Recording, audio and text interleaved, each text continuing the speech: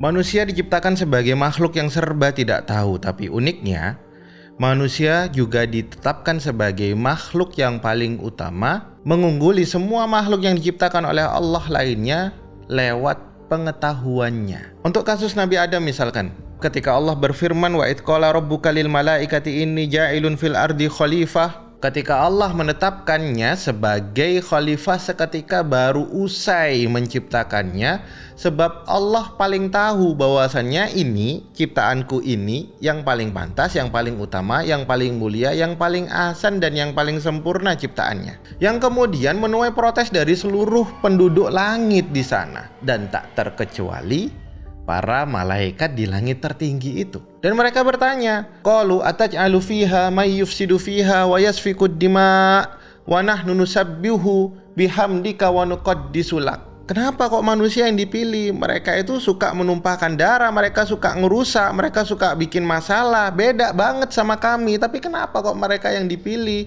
Maka Allah menjawab, qala inni a'lamu ma la ta'lamun. Allah lalu tunjukkan potensi daripada Adam as manusia dengan cara wa 'allama Adam al-asma'a kullaha. Allah langsung menginstal ilmu pengetahuan Adam secara langsung untuk membuktikan potensi manusia yang mutlak mengungguli sekelas para malaikat di langit tertinggi sekalipun. Secara tersirat, Allah ingin menegaskan potensi ini bakalan aktif jikalau manusia memiliki ilmu. Tapi kan masalahnya kita ini bukan Nabi Adam, kita dilahirkan di bumi bukan di surga. Kita ini dilahirkan sebagaimana umumnya yang lainnya manusia. Lahir sebagai bayi yang gak bisa apa-apa, gak ngerti apa-apa, gak tahu apa-apa. Lantas bagaimana kita bisa mengaktifkan potensi murni seorang manusia kalau kita ini keadaannya berbeda dengan Nabi Adam? Jawabannya adalah dengan bertanya. Dan keadilan Allah terhadap manusia di setiap manusia yang belia, yang baru lahir, bahkan yang akal mereka belum sempurna, Allah lengkapi mereka dengan fitur keingintahuan yang tinggi, kekepoan yang besar terhadap sesuatu, dan kegemarannya yang dominan dalam bertanya. Misalkan, yah ini apa? Ini lemari nak, lemari apa? Lemari baju, baju apa? Baju sekolah, sekolah apa? Sekolah negeri nak, negeri apa? Indonesia, Indonesia apa? Indonesia Raya, Raya apa? Panjang terus. Anak kecil sekalipun ada keinginan fitriyah dalam bertanya. Inilah fitrah sebagai seorang manusia. Sebab pertanyaan itu sendiri adalah modal utama untuk mengaktifkan diri manusia sebagai makhluk yang paling utama. Dan Nabi SAW bersabda, ilmu itu laksana lemari yang terkunci rapat dan kunci pembukanya adalah pertanyaan. Oleh karena itu bertanyalah kalian, karena sesungguhnya dalam tanya jawab itu diturunkan 4 macam pahala. Yang pertama yaitu bagi penanyanya, yang kedua bagi yang menjawab pertanyaan, yang ketiga bagi para pendengarnya, yang keempat bagi orang-orang yang mencintai mereka.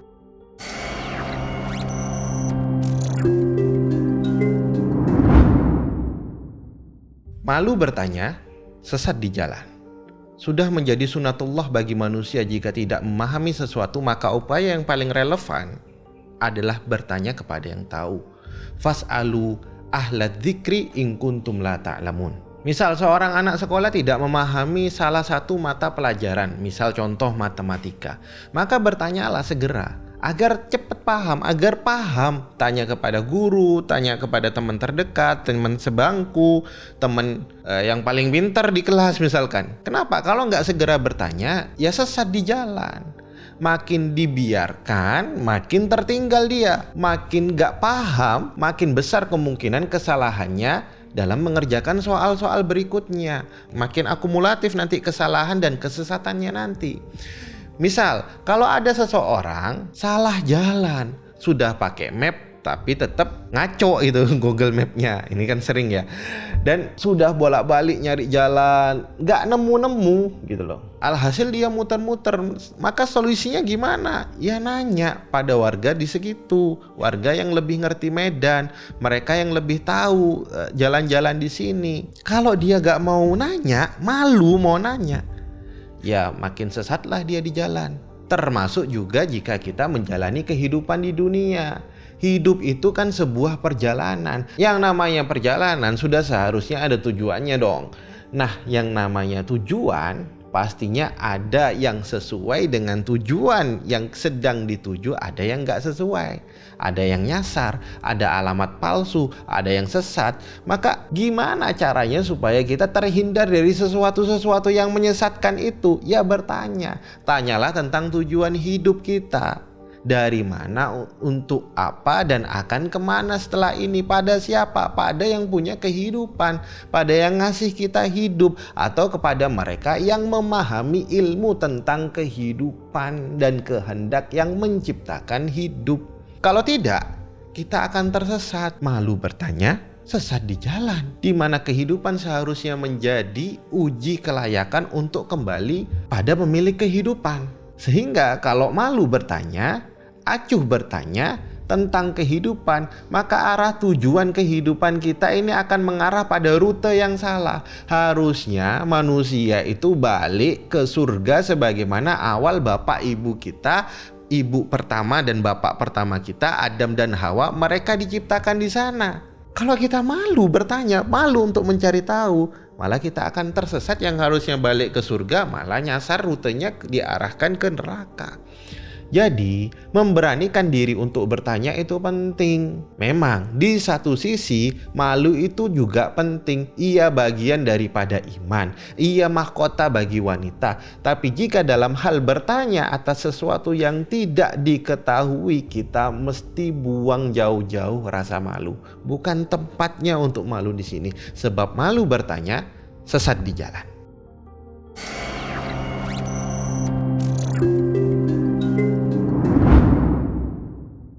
Dunia ini diciptakan penuh dengan misteri, dan otak kita diciptakan untuk peka dan mampu menampung semua pertanyaan dan misteri-misteri tersebut. Karenanya mentafakuri kehidupan dan mentadaburi penciptaan adalah perkara yang prinsipil bagi seorang manusia. Sebagai contoh, defaultnya manusia pasti dia bertanya-tanya tentang dari mana dia, untuk apa ia menjalani kehidupan ini, dan akan kemana setelah kehidupan ini. Manusia mesti terus bertanya-tanya minimal untuk menjawab 3 pertanyaan mendasar tersebut dengan jawaban yang memuaskan akal dan sesuai dengan fitrah penciptaan manusia. Jawaban atas pertanyaan inilah yang nanti menentukan arah kehidupan, rute dari manusia tersebut. Dan tidak hanya sampai di situ, manusia juga wajib selalu bertanya-tanya atas hakikat dirinya, hakikat penciptaannya, dan pertanyaan terhadap semesta yang menaungi dirinya.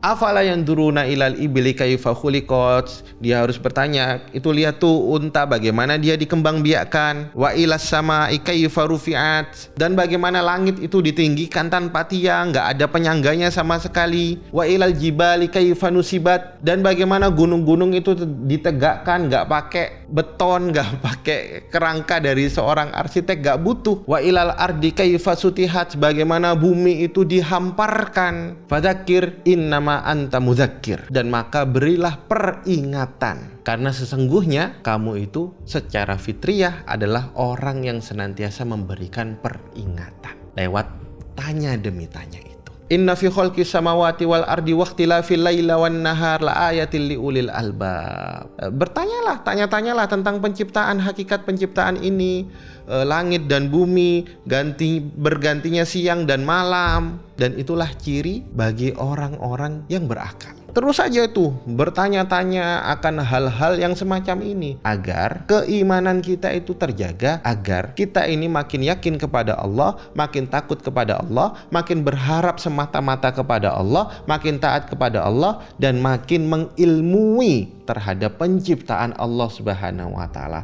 Selama manusia mampu memelihara fitrah bertanya dengan senantiasa bertanya-tanya atas hakikat manusia, kehidupan dan alam semesta, maka sepanjang itu pula ia akan terpelihara dengan pengetahuan akan siapa dirinya, siapa Tuhannya, siapa nabinya, apa kitabnya, apa agamanya, apa yang seharusnya ia lakukan di muka bumi ini, di kehidupan ini, dan kemana lagi setelah kematian ini, setelah kehidupan ini usai. Kalau bukan kepada Allah, zat yang menciptakan manusia, zat yang menjadi muara jawaban paling hakikat atas semua tanya demi tanya kita semua. Kemana lagi kalau bukan kepada Allah? Dan ini hanya dipahami oleh orang yang senantiasa bertanya dan terus bertanya.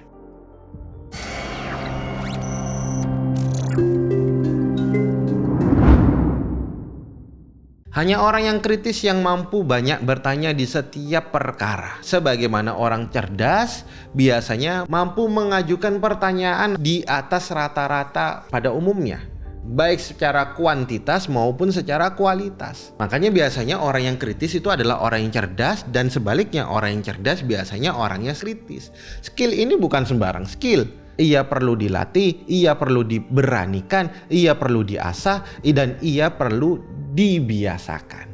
Jika setengah ilmu adalah bertanya, maka setengahnya lagi adalah mengatakan aku tidak tahu atas perkara-perkara yang tidak ia ketahuinya. Sebagaimana kata sebagian ulama, itu kalau ditanya. Tapi kalau tetap dalam posisi penanya, jika setengah ilmu adalah bertanya, maka setengahnya adalah diam. Ya, diam.